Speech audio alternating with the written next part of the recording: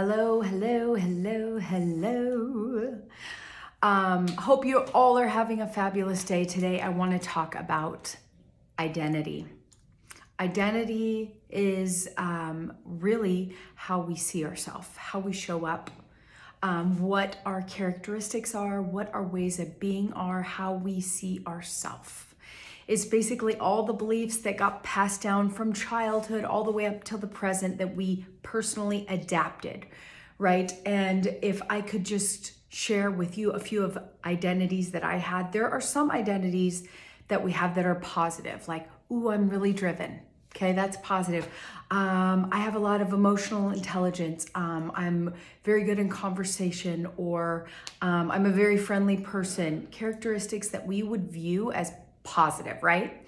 But then there's identities that are limiting to us. And I'll share with you some of mine that I struggled with pretty much my whole adult life until, my healing journey. And that was, I'm unlovable and I'm not that important.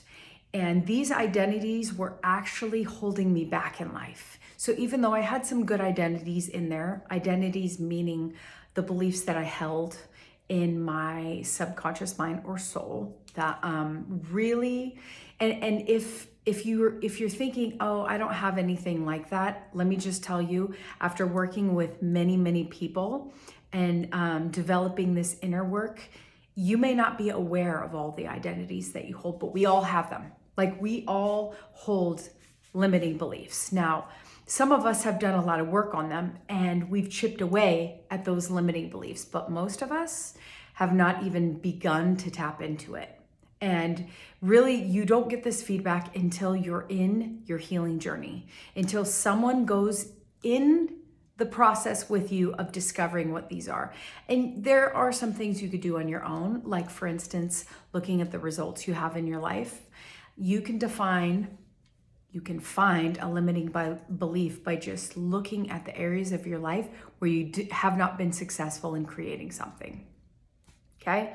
So basically, the identities that we hold that are limiting, that are holding us back, for me, my process to reprogram myself from thinking I was unlovable, which is basically what we call in my line of work a relative truth, meaning in my psychology, I'm believing this because it was installed or programmed in me at a very young age. It was the meaning I made of events that happened to me, right? And so they can be shifted. They can be shifted, but the first thing you have to do is identify what those beliefs are. Now, with the women I work with that are very high level women, they have great success in most areas of life, with their careers, with their business, with their career, with their finances. They're really, really solid.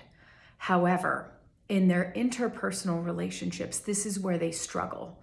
They struggle with creating intimacy with friends, deep intimacy where you can connect on a very deep level, with their kids, but really our focus is in the marriage. They're really struggling with the intimacy within their marriage. And if you don't have intimacy in your marriage, then it's quite shallow and quite possibly not fulfilling at all, because intimacy is the most fulfilling part of relationships.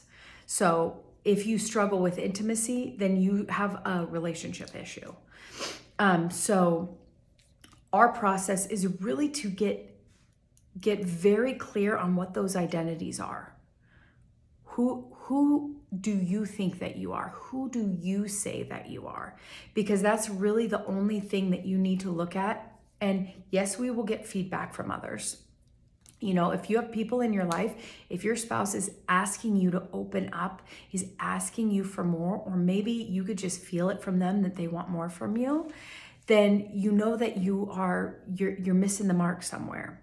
So if you're this bold, you could just ask your spouse where you need to show up more.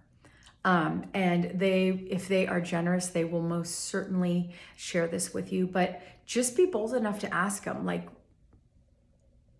what would you like from me that I'm not currently doing? But also just know that if you are in this situation, that it's totally fixable. You can fix anything about your personality. You could change anything about your personality. Nothing is solid. That's what I learned about myself. I completely revamp my personality. In fact, I do on a regular basis.